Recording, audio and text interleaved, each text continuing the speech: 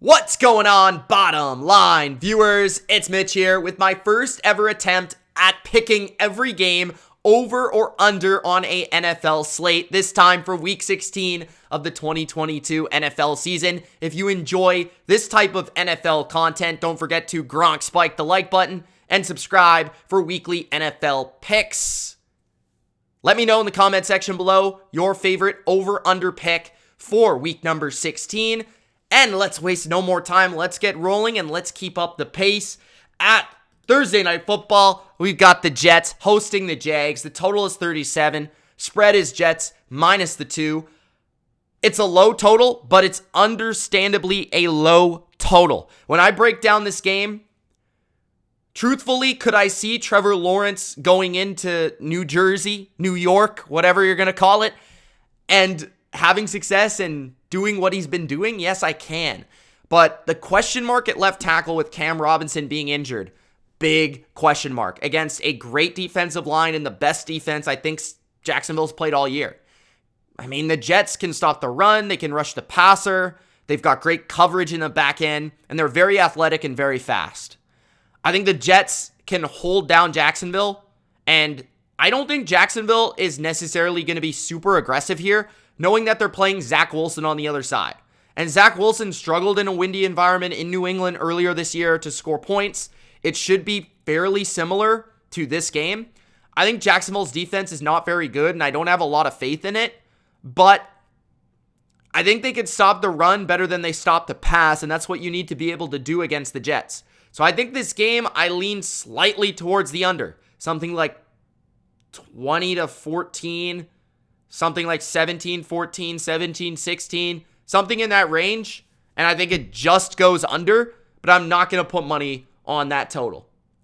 First game of Saturday is the Atlanta Falcons at the Baltimore Ravens. Baltimore favored by a full 7. It was 7.5. Total is 36. I like the over just by a little in this game. I lean towards the over. I don't want to bet on this one either. Again, just an awkwardly low total due to weather, which a lot of these games are going to be impacted by weather, which is why the totals are so low. So look out for that. But in this case, I'm going to fade that narrative. I feel like Atlanta, Desmond Ridder, Baltimore, Tyler Huntley, another reason for a low total here. Baltimore's been struggling to move the ball, especially through the air. But I do feel they can run the ball in Atlanta, and I do feel like Tyler Huntley can scramble and make some plays in the passing game, especially second plays, right? Extending plays. I feel he can make some plays. Also, Atlanta doesn't have a great pass rush, which helps this quarterback, Tyler Huntley, find his receivers. On the other side, without Marcus Peters, without Calais Campbell, I do think those are significant losses for Baltimore. Don't expect them to play on Saturday. I think Atlanta can find a way to run it like they usually do. And I think Desmond Ridder in his second start will be more comfortable. So I'm going to take this game to slightly go over 36. The next game is the Chicago Bears at the Buffalo Bills. So weird low total of 40.5. Unexpectedly a low total. I would lean pretty heavily towards the over in this matchup. I think Buffalo can move the ball through the air, on the ground, whatever they please, whatever they want to do versus Chicago. It should work. Josh Allen running, Devin Singletary running, James Cook running. Doesn't really matter. Should be able to run. Throwing the football, don't see a matchup for Stephon Diggs. I think all the other receivers should have decent days as well. Dawson Knox has gotten more involved. And this pass rush isn't overly scary against kind of an average to below average offensive line of Buffalo. Defensively, Buffalo is pretty good. And they are pretty fast and they're pretty athletic and they know how to play mobile quarterbacks. But Justin Fields, with how athletic he is, he just creates an insanely difficult matchup for defenses, especially when in garbage time mode, because you don't want to give up big plays down the field in the passing game, but he can just run for first downs all the time. So it's like picking up free yardage in garbage time. I think Buffalo jumps out to a lead, but Chicago kind of jumps back into the game in the second half by putting up some points in the fourth quarter, and I think this soars over. So I'm going to go with the over in this game, over 40.5. Next, we have the New England Patriots hosting the Cincinnati Bengals. This game's expected to be cold and windy, but not as impactful in terms of weather as these other matchups. I lean towards the over in this game.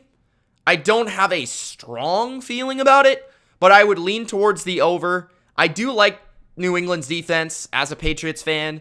I do like their pass rush. I do like how they scheme up their secondary, and I do feel they could give Joe Burrow some issues. But this offense is a very good offense, and they capitalize off of mistakes, and they'll capitalize off of anything you give them. They can also make 50-50 catches. They can run the ball. They can throw it. I think they can stay balanced enough to give New England a little bit of trouble defensively. So I think Cincinnati, their balanced approach probably gets them 20 to 24 points in this game. So it's up for New England to match that.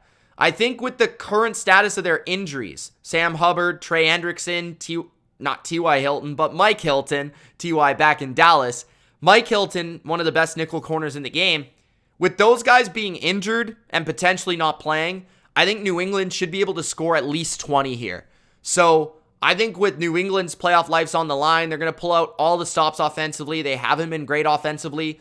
But this is a defense in Cincinnati that I think can be taken advantage of, as we saw in the first half versus Tampa Bay.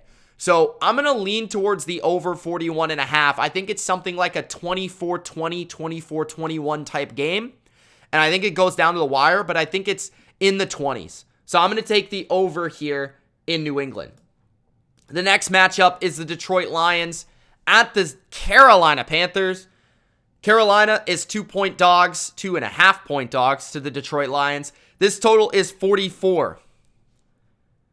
I want to say under in this game, but man, I could see this over as well. Like, this one's tricky. I think it's a really good number. This is a really key number too, 44, 44.5, very key numbers. I could see this going under. I just don't have enough faith in Carolina's offense. I just don't. Like, I think they try to run the ball. I think Detroit tries to run the ball. I think both teams want to run the ball. I think they want to possess the ball. I think they want to milk the clock. So for that reason, I lean towards the under. Because I think Detroit's best approach to attack this Carolina defense is to run the ball, long drives, tire them out. Carolina has a good defense. They have a good pass rush. But if you can run it on them, you can make them human. And then on the other side, Carolina, I just don't think they're going to be able to run it that well. Detroit's been very good run defense-wise, and their pass rush's been a lot better lately. Sam Darnold's also a little bit suspect for me to really count on to go over. So I'm going to lean towards the under 44. Not a confident pick or a confident lean either way, but I lean towards the under because I don't have a lot of faith in Carolina's offense, so maybe bet their team total. And I also feel this game is going to be a run-first game. Next, the Tennessee Titans and the Houston Texans. This is another insanely low total of 36. Tennessee is -3. Malik Willis is going to be the quarterback. I'm going to take the under here. I am. I mean, even with Ryan Tannehill, I'd consider it. But Tannehill is not going to be playing. I think the Titans are going to run the ball 50 times with Derrick Henry. You know, these two teams played before, and it was very low scoring. And that was with Malik Willis, actually, who had less than 50 yards passing. I expect that to be a similar approach for Tennessee. Maybe they mix in more rushing from Malik Willis here. Their season is on the line. But I think this is a low-scoring Titans team. Generally, they only scored 14 against the Chargers. I think they score probably 17 to 20, and that will be good enough to win. Houston, on the other hand, I don't think they're going to be able to do much. Tennessee's very good against the run, and that's most of the Texans' offense. They should have Brandon Cooks back in the game, maybe Nico Collins as well. But Tennessee's defense is good, and I think they win them this game. I think this is a lower-scoring game. I'm going to say 20-13, 17-13 type vibes for me. I think Tennessee wins the game, but it's going to be probably one-scoring and probably low-scoring. Next, we've got the New Orleans Saints at the Cleveland Browns. This is supposed to be one of the most ridiculous weather games of the week and of the season. 32.5, which speaks to an insanely low total. Cleveland is -3. Because the total is so low, I have to take the over. I just do. Out of principle, it's just such a low total. So I'm going to take the over. but I don't have confidence in it. And because of the unpredictability of the weather, I'm going to stay away from it. I could see the Saints trying to commit to more Taysom Hill in this game and trying to run it that way. I could see Cleveland also trying to run it heavily with their strong running game, and that would probably help them out. But I don't know, man. Cleveland's run defense isn't very good, and the Saints defense in general has been disappointing this year. So I could see this game also going over, and all it needs to go over is 20-13. So I'll take the over here. Next, we've got the Minnesota Vikings and the New York Giants. Total is 48.5, which I think is a pretty fair number, but I'm going to go over here. Minnesota can score against just about anybody. At home, they've played exceptionally well offensively. Bunch of points against the Colts last week in the second half alone. Bunch of points against New England. Bunch of points against the Jets. Bunch of points against some good defenses at home. So I think Minnesota scores 27 to 34 points. It's up for the Giants to match them. I think the Giants probably score in the 20s as well. I think they'll run it fairly well with Saquon and Daniel Jones. I think Daniel Jones will have one of his best games through the air because Minnesota can't defend the pass. So I think the Giants, trying to match the Vikings, are aggressive in this game offensively, and it shows on the scoreboard. I think one team gets to 30, one team is in the high 20s-ish. I think this soars over, honestly. Next, we've got the Seattle Seahawks at the Kansas City Chiefs. This is a high total, obviously, with the Chiefs in the game, and a bad Chiefs defense of 49. But I'm going to take the under, and the reason I'm going to take the under here is the potential win that could impact this game. No Tyler Lockett for Seattle, and I think both teams are going to try to run the ball. I think the Chiefs know they have to run the ball against Seattle, a team that can't stop the run, and I think Seattle is going to lean more into the run this week against the Chiefs to try to keep Mahomes on the sidelines. So I think very simply, both teams have running on their mind, which is going to milk the clock a bit more than expected. I think this slightly goes under, but not by much. I could see like 27-20. Maybe it just goes over at like 27-23, 27-24. Either way, it should be close to this total. Next, we have the Washington Commanders at the San Francisco 49ers. Total of 38, which is predictably low. This is tough. I'm going to say, oh man, okay. I'm going to say over, but not by a lot. I like how San Francisco's offense is playing. I like how they're calling plays. 10 days to rest as well. I think McCaffrey's been a key cog for them offensively. Their offensive line's blocking well. Kyle's kind of got his rhythm. Brock Purdy's doing a good job. And George Kittle's playing great. I think the Niners can score about 20-24 in this matchup. It's up to Washington to put this over. And I think they can just slightly. I think they can score 14, 17, maybe even 20 points here. You know, they're feisty. Taylor Heineken. Oh my goodness. I have never sneezed live in a video. I don't think ever. So that's crazy. But maybe that's good luck here. I'm going to take the over on the spread. Man. I'm going to take the over. 38. And San Francisco is -7 in the game. But anyways, Washington can run. Washington, I think, can make a few big plays. They've got an underrated receiving core, and they're fighting for their playoff life. So give me the over here, with maybe Washington trying to go for it more often in this game. Next, we have the Dallas Cowboys and the Philadelphia Eagles. The total is 47. This one feels like really accurate, but I'm going to take the over as well here. I think that Gardner Minshew is just being underestimated in general. I don't love how Dallas's defense is playing. I think the Eagles can control the ball. I think they can run the ball. And I think A.J. Brown and Devontae Smith are tough for any defense to cover. Not to mention Dallas Goedert should be back. I think Gardner Minshew has a good day. On the other side, Dak Prescott and this offense playing pretty well overall, but they do turn the ball over, which I think also leads to points. But they're protecting the passer well. And I think CeeDee Lamb's going to be a challenging matchup out there. I think they've also found a rhythm with Noah Brown. Michael Gallup's gotten involved. And they're running the ball well, especially Zeke's playing well right now. I think he has another nice game against the Eagles. I think they probably just go slightly over here. I'm going to say something like 27-23 is going to be my score prediction.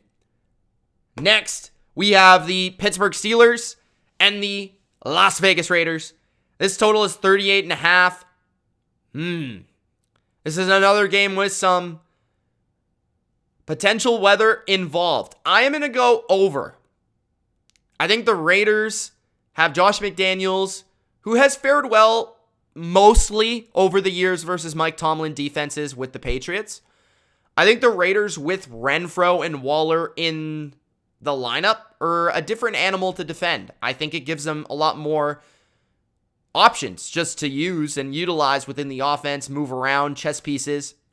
I think Waller and Adams especially are just difficult matchups, especially for this team in Pittsburgh that don't have a true number one corner, and I don't think they're going to have a real great matchup for Waller. I also think the Raiders can run the ball on just about anybody, and we have seen the Steelers struggle to stop the run at times this year. So I think they can shred them by spreading them out or by running the ball. I also think Pittsburgh has deceptively gotten better on offense no matter the quarterback. They've running the ball better lately, and they're protecting the passer better, and they've got some talented receivers that should be able to make some plays down the field against a suspect cornerback group. So I'm going to take the over in this game. Next, we have the Miami Dolphins and the Green Bay Packers. Packers in Miami for this game. My only fear for this not going over is how Aaron Rodgers has fared in Florida in the past. But other than that, I think the Packers can pretty much score on most defenses right now with how they're playing. Protecting the quarterback, running the ball, spreading the ball out. Rodgers is playing with great rhythm and great timing, and I think Christian Watson has unlocked this offense to a pretty major degree. He should have a good game, and Romeo Doubs is in there as well, which gives them more speed to attack this man coverage team down the field. It's going to be difficult to play man against this team in this matchup. Lazard should be able to make some plays. Aaron Jones and A.J. Dillon, you know what they can do. And I think Green Bay's defense will probably have some difficulty stopping the run of Miami, which should open up some big plays for Tyreek Hill and Jalen Waddle. So I think this game probably goes over, but most people are going to be betting the over in this game. This is like the predictable over spot for most of the public here, I think. Next, we have the Denver Broncos and the Los Angeles Rams. This game is in LA. Denver favored by 2.5. The total is 36.5. I'm going to go with the under. Denver has a very good defense. Very good against the pass, especially. Baker has been kind of hit and miss so far in his Rams career. The Rams are struggling to have weapons. Aaron Donald should be back. I think the Rams defense is playing a lot better than their offense right now. I think they can stop the run, which should force Denver into some uncomfortable passing situations. I like the under in this game. Next, Tampa Bay and Arizona, 40.5 in this matchup. I'm going to go, this is interesting because it depends on what you think Arizona is going to do in this game, because I could see Tampa scoring like 27, but I don't think Arizona is going to score into the 20s against this Tampa defense. I thought Tampa's defense played really well last week. You know, despite their injuries, I thought they played really well against Cincinnati, and most of the reason Cincinnati scored is because of the turnovers. So I'm going to go with the under here. Tampa Bay has struggled to score points this season overall. I do expect them to score in this game, but just that alone, 28th, I think, in points overall this year, something like that, makes me say, okay, they're probably not going to score 35. So that's simple. And then on the other side, Trace McSorley at quarterback. I know they have D-Hop and Marquise Brown and James Conner and all that. This is a weak offensive line. I think Tampa Bay can stop the run of Arizona, force that young quarterback to make some mistakes. Probably some short fields for Tampa. They get up in the lead. They start running the ball, and I think they probably ice this game. I think it's going to be like 27-14. I don't know. It's going to be real close to this total, I guess. But I don't know. I'm slightly leaning towards the under here. And the final game for week number 16 in terms of totals, we got Monday Night Football, Chargers, and Colts. This is 46. I'm going to go under. I like this under, actually, and I'll probably play it on Monday night. Nick Foles is the new quarterback for the Colts. Don't know what to expect here. The Chargers defense has been playing a lot better as of late, and I thought they have done a better job against the run. So with no Jonathan Taylor, Zach Moss, and Jackson should be maybe a little bit more contained than expected. Nick Foles is Nick Foles. The passing game hasn't been dynamic all year for Indianapolis. On the other side, I like the Colts defense, especially at home. The way that they can rush the passer with 4 against Herbert, I think is going to give him some issues. And Stephon Gilmore can give Mike Williams or Keenan Allen a tough test. So I'm going to say the under is a confident pick from me on Monday Night Football. All right, guys, thanks for watching this video. If you enjoyed, like I said, let me know in the comments. This is the first time I've ever even attempted this, ever. Like, I'm not even joking. So let me know. Don't forget to Gronk spike the like button to show your support. And subscribe to the channel for more NFL best bets. Check out the rest of my content on the channel. It's Mitch. Thank you so much for watching. We will see you soon, and good luck on your bets. Peace.